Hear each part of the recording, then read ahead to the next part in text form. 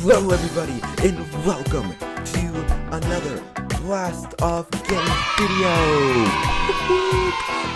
Today we are actually going to be doing another Minecraft World Tour.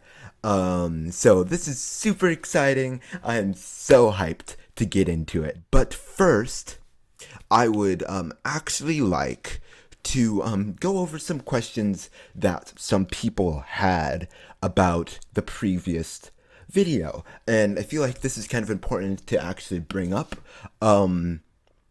because people had many questions actually after watching the video, and I'm so glad that I have a community of viewers who I can communicate to in person over comments and get some really nice feedback. So I would like to answer some of those questions right now, and here is a timestamp if you want to skip ahead to the actual content of today's video about the Minecraft World Tour Part 2 that we are doing today. So let's get into some of the questions. So the first one that I really would like to address is, many people were wondering why there is so much TNT in my house. We're talking about the TNT that we can even see through my window of my house right now. Like, what is up with all that TNT? Why is it there? And to address that question, well, I even answered it in the previous video, actually, that you shouldn't worry about it right now. And then secondly, I would like to address this other issue, question actually, of why I used the materials I did in my Minecraft world. What's up with that? Like, what's this? Why is there random materials here? And honestly, I just didn't take the proper time to polish things up, clean it up a little bit. This world took me, it's been about 4 years in the making, and it started without a second floor even. Like, it didn't start out with this room, it didn't start out with the second floor. I know, OCD, sorry. This wasn't here at the very beginning. A lot of things have just been a gradual process, and that's how most things work in Minecraft worlds. So that's answering that question. Now that we got a lot of the big questions out of the way, and big comments that people have been talking about, let's get into the actual content of this video. Let's get into what we're going to be doing today. We have a lot to cover, so let's get to it. So the first thing that we're going to be talking about in today's video, and really taking a tour of, is the building that we have seen in the previous video at the very beginning, if you remember that.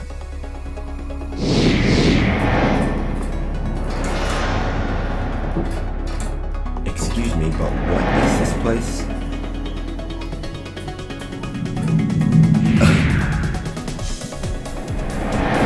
Ever so slightly confused. Okay, I'll just ignore that. So yeah, that building, the sand factory. So what is that? You know, like, let's take a look at what it is all about. This is one of my more favorite builds that I did in this world. Marcus, come on over here, buddy. I want to talk about, first of all, the exterior design, but also this. So this, what happened here is not actually a bunch of creeper explosions, but it's, let's say, mining. I wanted to find iron, wanted to find a bunch of materials. I wanted also a buttload of sand to actually help start my sand factory. So what I did was I just blew it all up. I also organized my inventory. I know you like that. And people also were talking about my armor here. We have leather armor that has enchantments on it. That came from a mob, actually. This has been through a lot. But this insane diamond helmet, I love it so much. Mwah. Respiration 3, protection 4, and mending. Some great enchantments. So let's talk about the exterior now that we're done talking about this. So Marcus, if you would just want to sit down here. Okay, so this is all glass for some reason. Don't mind if I just take from my sand factory.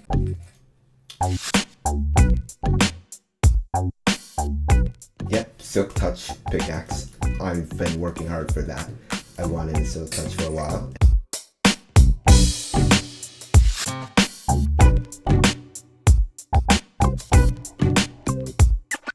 Let me just talk about these pillars here for a second.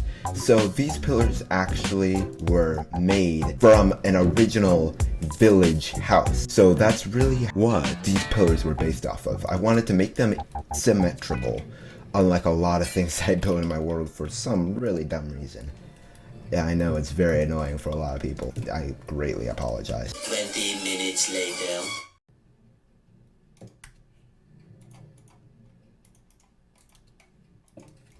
Okay, now that we got that fixed, we can finally resume what we were actually doing before, which is talking about the exterior. So we talked about the pillars. We know that they're all symmetrical on all sides, and that we also they were built off of the original village house. And now this redstone. This sand factory is built off of a lot of redstone, because I can control the sand factory from my house, right? Cool. But the lights are all daylight sensor powered, so they turn on only at night, and it's mostly powered by redstone. So this light is lighting up this part. This light is also lighting up this side of the sand factory. And this just happens to be symmetrical, but the pillar, as we all know, is not in the center, and it's really killing me, and I apologize to everyone. Anyway, ignoring that. So in the center of the pillar, we can look at it and we can see that, for one, if you crouch like this, you can get back out. And then secondly, the most important thing is what's inside of it. Why does it exist? So it exists, to answer your question that you greatly asked, because we need redstone to go down all the way through the center of it and light up this side of the room and this side of the room, the main entrance side. So that is why the pillar is in the center. These lights are all wired to this pillar underground. I don't want to break a bunch of stuff because that just takes too long to do. So let me just tell you that these lights also light up with this, because we simply want to be able to have light all throughout our place. We saw what's inside the pillar, so now let me kind of explain how this all functions. This side will be something in the future, maybe. This is just for if we want anything else to be put inside of the sand factory. It's going to be another side, so who knows what it's going to be. So now let's talk about redstone. Ready? Bear with me. So first of all, how it all starts is with this cart, okay? So this cart then goes back and forth because of this redstone here. And there is a lever, if you remember me showing you that in the first video, that controls the sand factory, right? We have this, which controls the sand factory. Got it? Good. Okay, so that lever that's inside the sand, inside my house, goes all the way to here. One lever flips this back and forth, and this is like the call lever. That's the call lever to then take this minecart all the way over here. And this goes back and forth and will carry sand that then gets melted to turn into glass, because of all the furnaces that are here. It's highly productive and super good, because I don't have to fill up my furnaces that are at my house with a buttload of random sand when I want to smelt something else, because this can do it all for me, automated, without me touching a single thing. I don't have to touch a thing, I just call it, and then it goes to my house. easy as 1, 2, 3. So there we go. That's how my sand factory works. When I call it, it'll just go under the ground, straight to my house. Super simple. So that is the sand factory, guys. I'm so happy with it. It's really basic, but it was so much fun to build, and I honestly love doing redstone in this game. I know a lot of people hate redstone because it's so complicated, and a lot of rules for redstone are super illogical.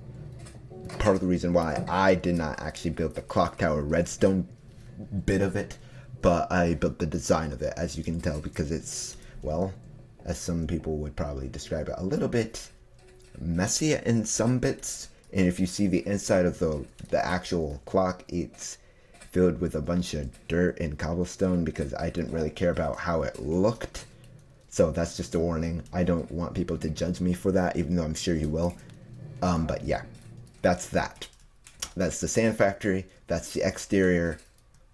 Let's move on to the next bit of the tour that we have. So now let's go into the clock tower. I might put Marcus in the animal farm. He'll be fine in there. So let's talk about more redstone. Not at all suspicious that there's TNT here. Don't worry about it. Everything is fine. We're going up here. We're riding the minecart up here. Works. You hear that sound? That's a sound of redstone. The redstone torch, when it's on, means that I can go to bed. Okay, so I can go to bed right now. On the outside, the red glass pane that has a lantern behind it off means that it's safe for me to go to bed. So when I'm in my house, I can look through my window and I can see that then the light's on means no go. It's red, I cannot go through. But when I'm in here, it's a little different. When the light is off, that means that I can't go to bed. It's confusing, I know, but let me show you the interior. Let's check it out. Okay, so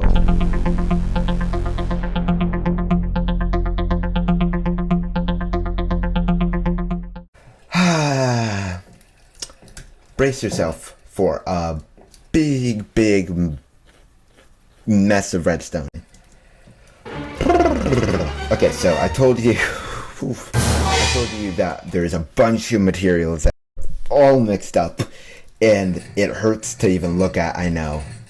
But I'm going to make this the most straightforward thing I possibly can for you guys here. Bear with me. So, currently, this cauldron is in front of a comparator, right? So the comparator will simply detect if the cauldron is present. If it is present, it will light up the redstone lamp. This is how the clock displays time. This is the timer. This counts like your seconds until until a redstone signal will happen and it will trigger. Watch this redstone chain reaction again closely. The two pistons with a redstone block in between it. That redstone block will then cause a redstone signal when the pistons move over. The piston with dirt on top will go up and will cause a chain reaction, moving the cauldron over, getting detected by a comparator, and changing the time. That to happen. Move the pistons and move the cauldron. Make sense? Good. I'm glad, because, you know, it would be terrible if it didn't make sense. So there you go. It took me a long time to actually make sense of it myself, but I eventually got it. And so, let's talk about the auto reset feature, which is a whole nother life story within itself. Right now it's night. So I made a night and day feature to tell me when it's night and when it's day. I figured that out from the actual video that I saw to build all of this redstone, which I would never have ever figured out myself. They actually didn't make the auto reset feature work. I built it, and so I had to figure out, finagle with some of this redstone to figure out how to actually make the reset feature work. Really, in reality, it's all powered by a daylight sensor and a night sensor. They only had one sensor when I built it. They needed two sensors. So I'm not going to explain this completely, but let me just tell you that how it resets itself is like this. You do that, this goes and repeats until the piston is pulled up because of these comparators here. It pulls up, it ends the cycle, the repeat cycle, due to repeaters, and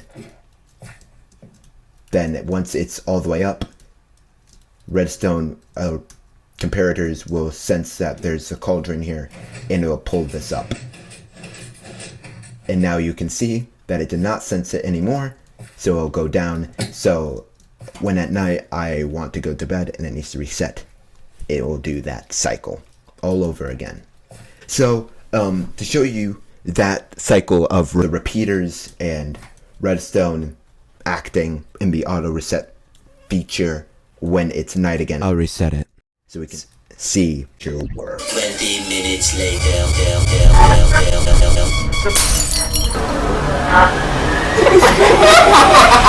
The cauldron's down, printing down, it's midday.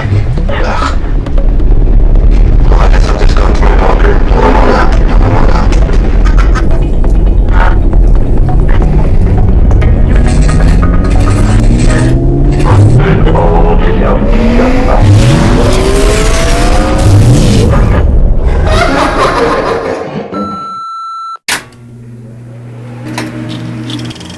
Okay guys, so we are back. It's about to be a little bit like a quarter after sunset, let's say. And that means we can most likely go to bed right about now. Now definitely we can. So once this light goes back on, we can go to bed. Come on. And go to bed. So we can see that we're going to bed now. And now watch this. And listen.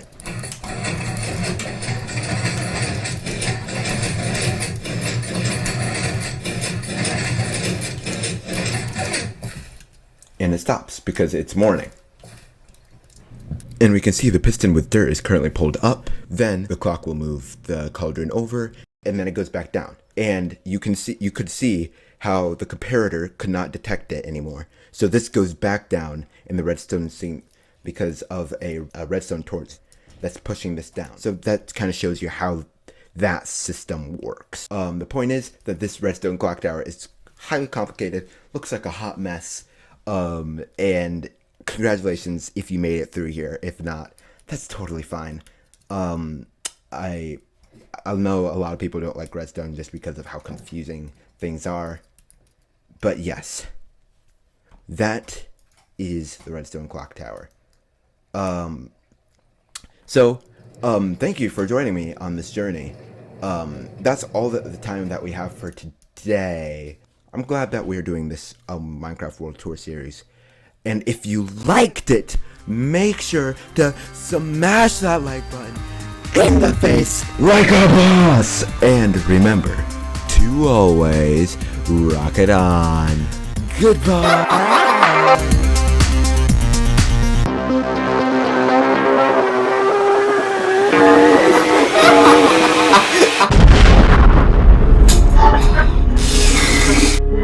Hey, it's me, the one specific friend.